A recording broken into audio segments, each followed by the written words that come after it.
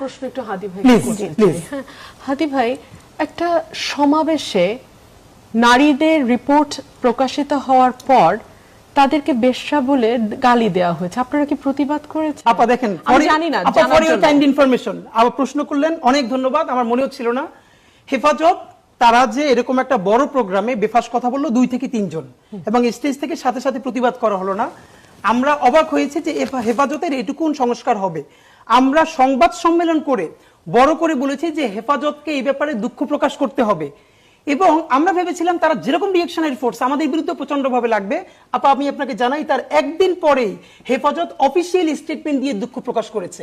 আমরা মানে হেফাজতের তরফে এরকম একটা মুভ আমাদের জন্য খুব কঠিন, অন্যদের কথা সব ভিন্ন, এবং আমাদের সেই সমালোচনা নিয়ে তারা পরবর্তী দিনই একদম তাদের ফেসবুক পেজে এবং তারা পত্রিকায় পাঠিয়েছে যে তারা দুঃখ প্রকাশ করছে এই অনাকাঙ্ক্ষিত ভুলের জন্য।